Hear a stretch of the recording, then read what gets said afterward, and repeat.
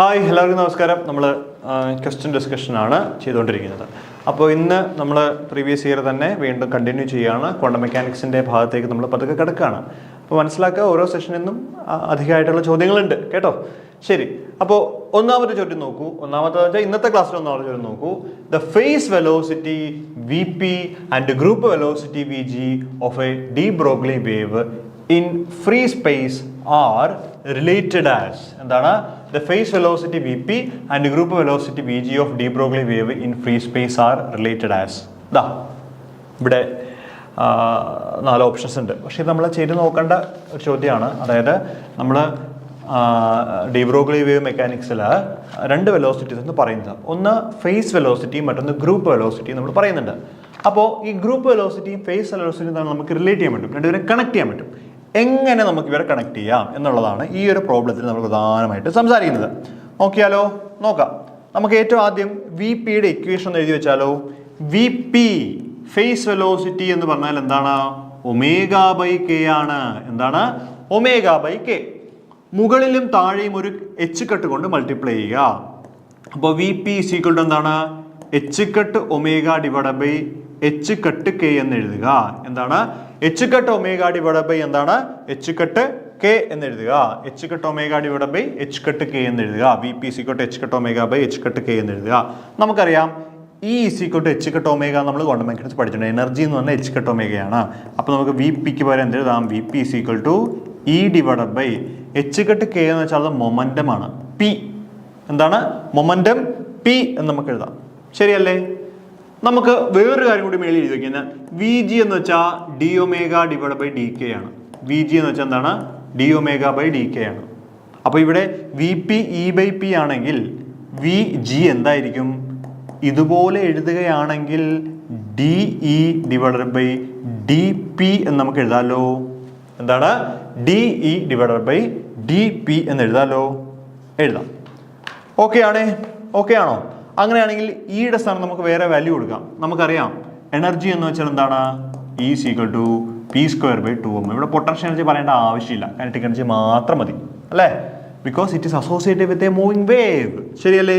ഇക്ക് വരെ എന്ത് കൊടുക്കുക? ഇതിട്ട് കൊടുക്കുക. So V G is equal to D by D P of P square divide by 2m.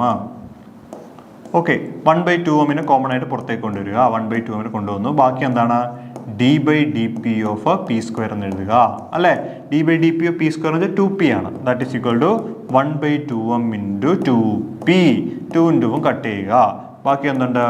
P by M എന്ന് കിട്ടി. അതായത് വി ജി എന്ന് വെച്ചാൽ എന്താണ്? പി ഡിവൈഡ് ബൈ എം ആണ്. എന്താണ്? വി ജി എന്ന് വെച്ചാൽ എന്താണ്? പി ബൈ എം ആണ്. ശരിയല്ലേ? ഇനി ഇത് രണ്ടും കൂടെ മൾട്ടിപ്ലൈ ചെയ്തേ. V G into V P ഒന്ന് മൾട്ടിപ്ലൈ ചെയ്തേ. V G into V P. V P എന്ന് വെച്ചാൽ എന്താണ്? E by P. V G P by M ആണ്. P by M into V P എന്താണ്? ഇ ബൈ എം ആണ്. E by M ആണ്. ശരിയല്ലേ?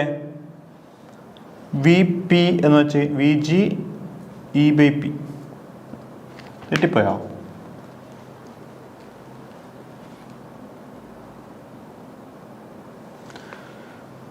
V G P by M കിട്ടി. V P എന്ന് പറഞ്ഞു കഴിഞ്ഞാൽ ഇ ബൈ പി ആണ്. ഇ ബൈ എം അല്ല, ഇ ബൈ പി. ഇതാ ഇവിടെ എഴുതി വെച്ചിട്ടുണ്ടല്ലോ. ഇവിടെ ഇതാ സബ്സ്റ്റിറ്റ്യൂട്ട് ചെയ്തു. പിയും ബിയും കട്ട് ചെയ്ത് കളഞ്ഞു. ബാക്കി എന്തുണ്ട്? ഇ ബൈ എം ആണ്. ശരിയല്ലേ? എന്താണ്? ഇ ബൈ എം ആണ്. നമുക്ക് ഇക്ക് വരെ നമുക്ക് എം സി സ്ക്വയർ എന്ന് എഴുതാം. M C square mass energy relation divide by M. ശരി, എം കട്ട് ചെയ്ത് കളഞ്ഞു. അതായത് V G into V P എന്നാൽ എന്താണ്? സി സ്ക്വയർ ആണ്. അതായത് V G V P is equal to എന്താണ്? C square. എന്താണ്? V G V P is equal to എന്താണ്? സി സ്ക്വയർ എന്ന് എഴുതാം. എന്താണ്? ഓപ്ഷൻ സി അല്ലേ? ഓപ്ഷൻ സി അല്ലേ? അതെ, ഓപ്ഷൻ സി ആണ്. എന്താണ്? V G V P is equal to C square. അപ്പോൾ ഒരൊറ്റ ഇക്വേഷൻ അറിയാമെങ്കിൽ നമുക്ക് ഇത്ര എഴുതി പോകാൻ പറ്റും. ഇത് അറിഞ്ഞിട്ടുണ്ടാവണം, ഇത് അറിഞ്ഞിട്ടുണ്ടാവണം. ബാക്കിയെല്ലാം നമുക്ക് എഴുതാവുന്നേ ഉള്ളൂ. കണ്ടോ?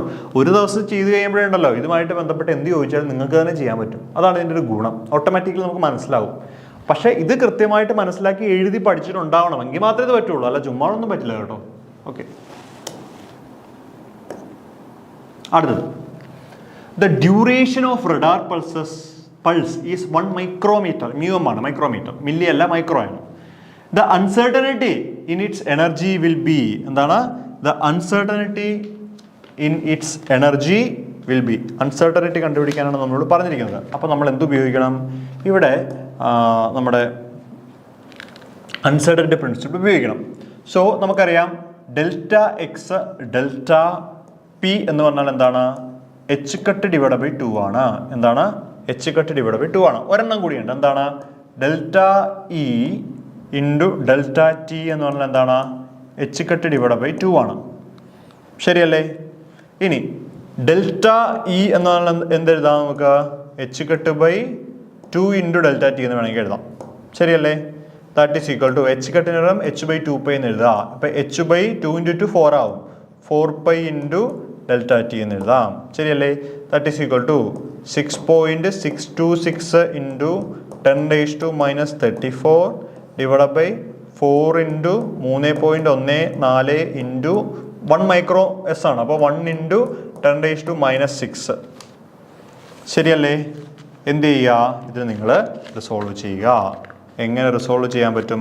ഇതാ കാൽക്കുലേറ്റർ ഒന്നും വേണ്ട. 6.626 ഇൻറ്റു 10⁻⁻34 ഡിവൈഡഡ് ബൈ, ഇവിടെ പവറിനാണ് വ്യത്യാസം വരുന്നത്, അതുകൊണ്ട് മറ്റത് വലിയ ഇമ്പോർട്ടൻ്റ് ഇല്ല. പക്ഷെ ഇതിവിടെ ഏകദേശം 12 ഇൻറ്റു 10⁻⁻6 എന്ന് കിട്ടും. ശരിയല്ലേ? So you will get a value of 6/12 എന്ന് പറയുമ്പോൾ 0.5 ആണ്. 0.5 ഇൻറ്റു 10⁻28 ജൂള്. 0.5 into 10⁻28 joule. അപ്പോൾ ശരിക്കും ഇതിൻ്റെ അകത്ത് ഉത്തരം ഇല്ല, ഇത് തെറ്റാണ്. വേണമെങ്കിൽ നമുക്കിത് വെറുതെ എടുക്കാം, പവർ മാത്രം വെച്ചോളാം. 10⁻28 എന്ന് പറയുന്നത് 0.5 ഇൻറ്റു 10⁻28 ജൂളാണ് ഉത്തരം. കണ്ടോ? ഏതാണ്? 23 ചോദ്യം ഓപ്ഷൻ ബി വേണമെങ്കിൽ എടുക്കാം. പക്ഷേ പ്രോപ്പർ ഉത്തരം ഇതാണ്. കേട്ടോ? 24.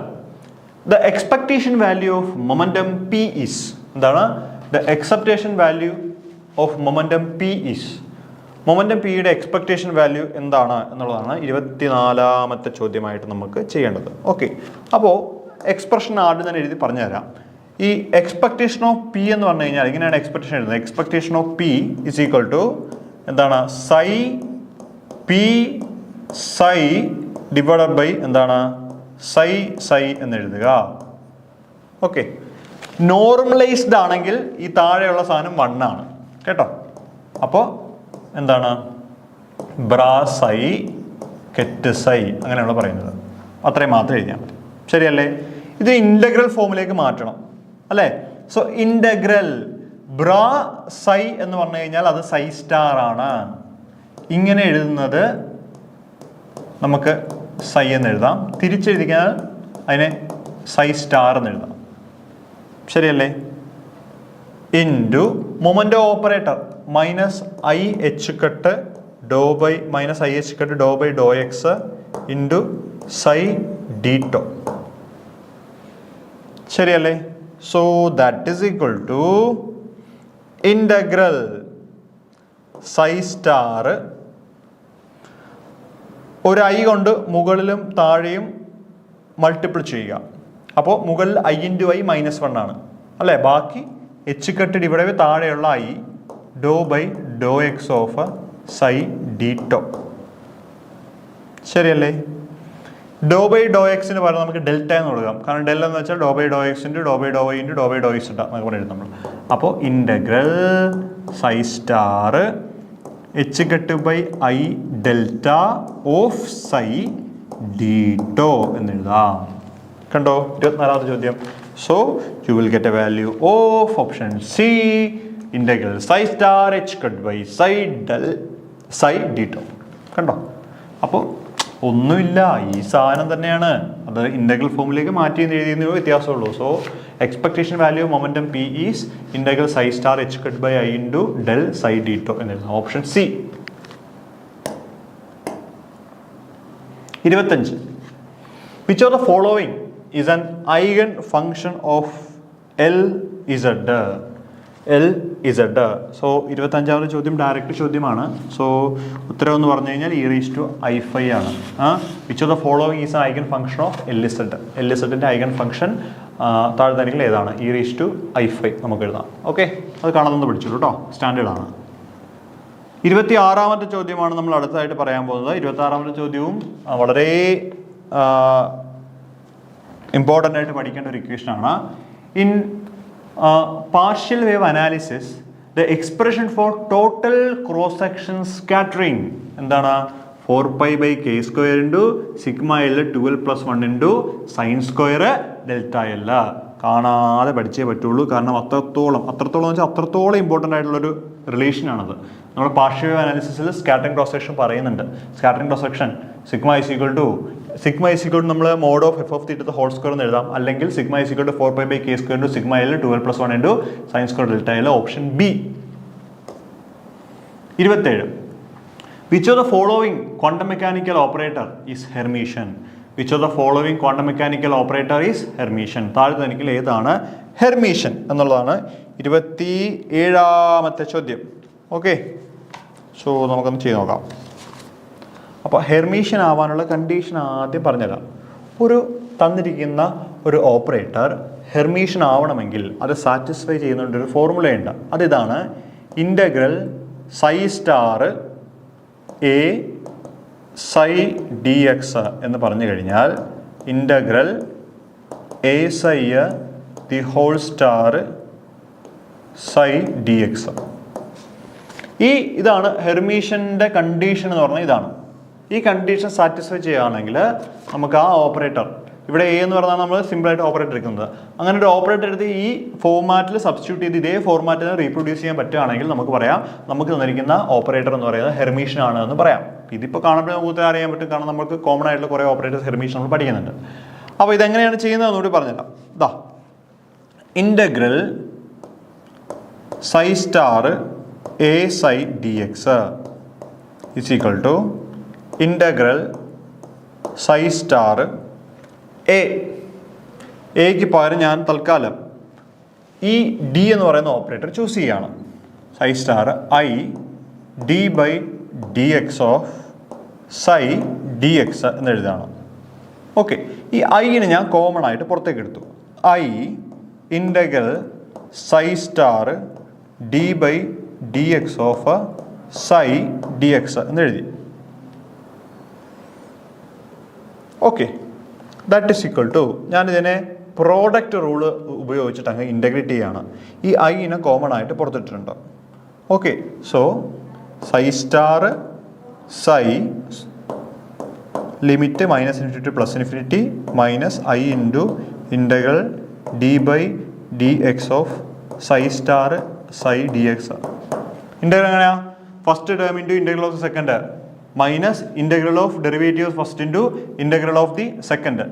പിടികിട്ടിയോ? ആ രീതിയിൽ തന്നെ എഴുതുക. First into integral of second minus integral of derivative of the first into integral of the second. അപ്പോൾ D by D X of സൈയുടെ ഇൻ്റഗ്രലാണ് സൈ എന്ന് മാറുന്നത്. കേട്ടോ? ഓക്കെ, ക്ലിയർ അല്ലേ? ഈ ടേം 0 ആണേ, 0 ആണ്. I into integral psi star psi integral -∞ +∞ എന്ന് പറയുന്ന വാല്യൂ എന്തായിരിക്കും? അത് 0 ആണ്. സ്റ്റാൻഡേർഡൈസ് ചെയ്യുമ്പോൾ ആ വാല്യൂ 0 ആയി പോകും. നമ്മൾ അങ്ങോട്ടൊന്നും പോകുന്നില്ല. So that is equal to, ബാക്കി നമുക്ക് എഴുതാം. That is equal to plus integral I D by D X of psi the whole star psi D X. That is equal to integral A psi the whole star psi D X. അതായത് LHS is equal to RHS.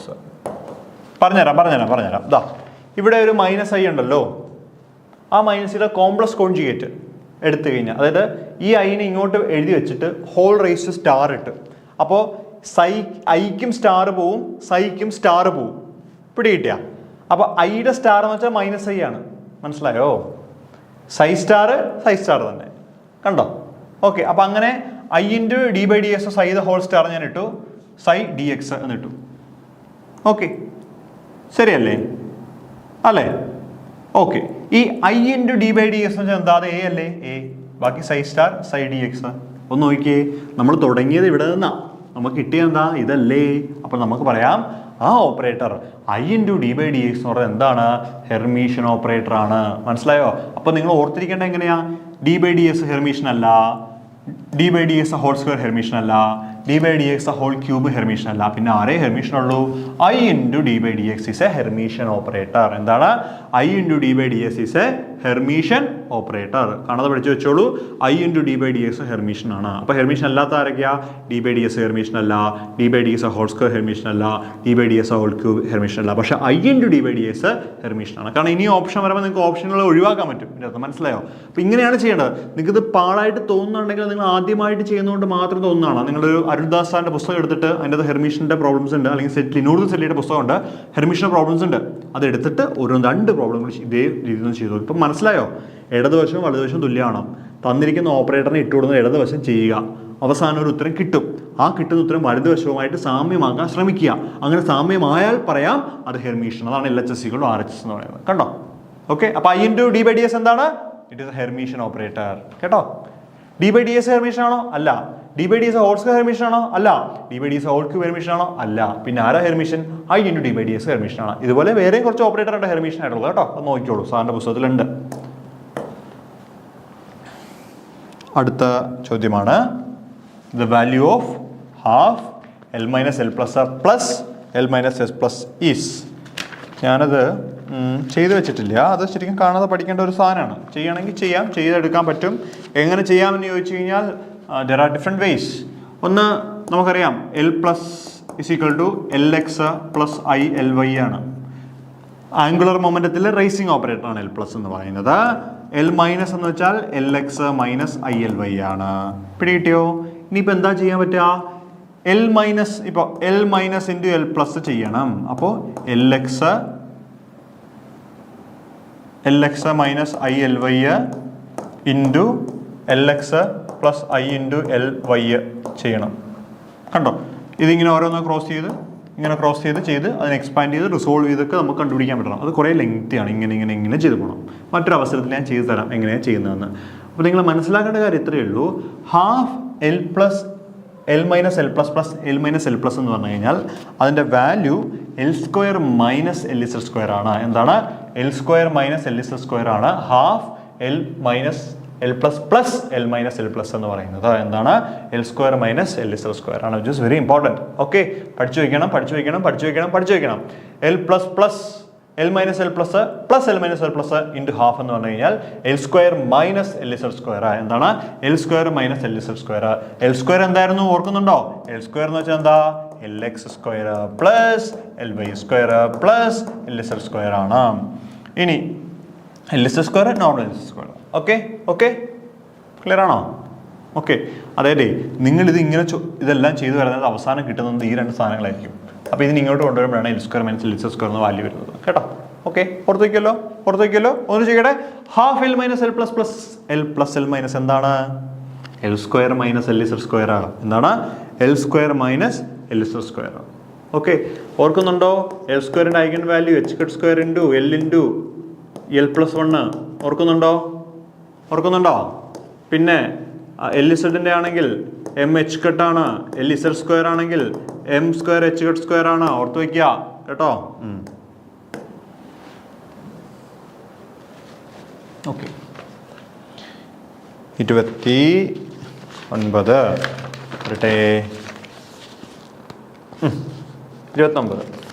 The existence of 0 point energy of a linear harmonic oscillator is the consequence of എന്താണ്?